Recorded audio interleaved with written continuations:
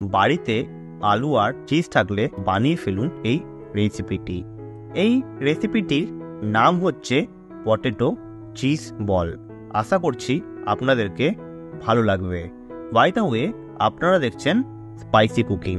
প্রথমেই আমাদের কিছুটা আলু লাগবে, সেই জন্য আলুগুলোকে আমি মিডিল থেকে কেটে সেদ্ধ করার জন্য আমি প্রেসার কুকারে দিয়ে দুটো মতন আমরা সিটি মেরে নেব।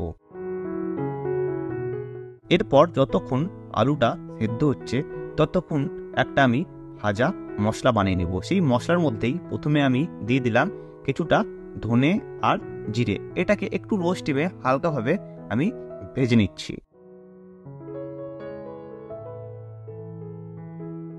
ভাজা হয়ে গেলে আমি এরপর এটাকে হালকাভাবে একটু গুঁড়ো করে নিচ্ছি। মনে রাখবেন বেশি গুঁড়ো করবেন না, একটু দানা দানা থাকলেই হবে।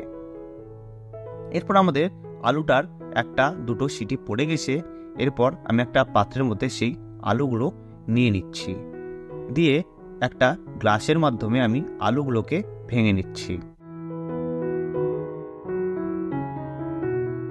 আমি আলুটা ভালোভাবে মেখে নিয়েছি। এরপর দিয়ে দিলাম কিছুটা কুচনো পেঁয়াজ আর দিলাম কিছুটা কুচনো কাঁচা লঙ্কা।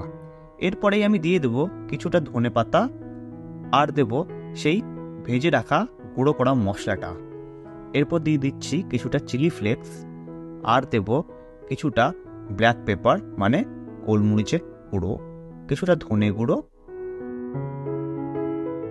আর কিছুটা পরিমাণে বিট লবণ, আর দিয়ে দিচ্ছি রেগুলার লবণ যেটা ইউজ হয় মেনলি, আর কিছুটা লেবুর রস। এগুলো দিয়ে আমি ভালোভাবে এটাকে মেখে নেব।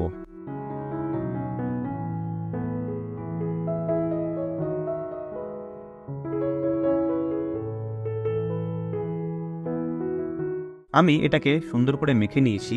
এরপর হাতের সাহায্যে এইরকমভাবে আমরা বাটির মতন করে একটা একটা করে বানিয়ে নেব।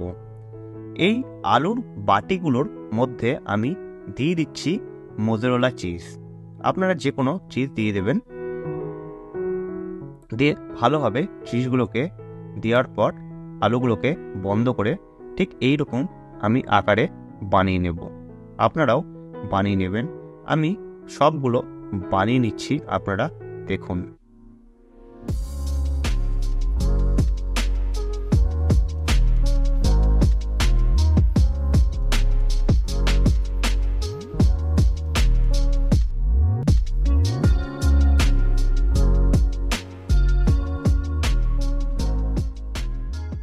আমি সবগুলো বানিয়ে নিয়েছি। এরপরে আমাদের কিছুটা ব্রেড লাগবে। সেই ব্রেডের মাথাগুলোকে আমি এক এক করে বাদ করে দিচ্ছি। এই সাইডগুলোকে আপনারা অবশ্যই কেটে নেবেন।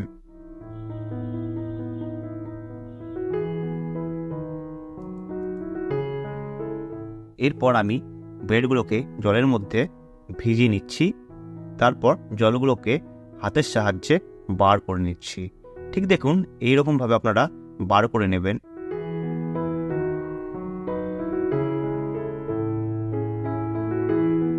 মনে রাখবেন জল কিন্তু একদমই যেন না থাকে, জাস্ট একটু ভিজিয়ে জলগুলো বার করে নেবেন। এরপর একটা সেই বলগুলোকে ব্রেডের নিচে দিয়ে উপর থেকে আর একটা ব্রেড দিয়ে ঠিক এইরকমভাবে আপনারা গোল করে নেবেন। আমি যেরকম আপনাদেরকে দেখাচ্ছি ঠিক দেখুন এইরকমভাবে করবেন। একে একে আমি সব বলগুলো বানিয়ে নিয়েছি। আমি কিছুটা তেল দিয়েছিলাম গরম করার জন্য। সেই গরম তেলে একে একে আমি বলগুলো ছেড়ে দিচ্ছি। মনে রাখবেন স্টিমটা একটু কমে রাখবেন, কারণ ভিতরের যে চিজটা ভরেছিলাম সেটা একটু মেল্ট হতে সময় লাগবে।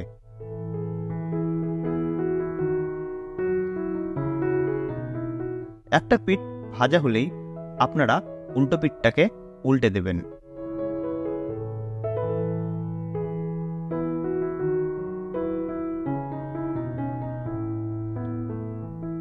যখন দেখবেন আপনাদের বলগুলো দুটো পিঠই ভালোভাবে ভাজা হয়ে গেছে, তখন এক এক করে একটা প্লেটে নামিয়ে নেবেন।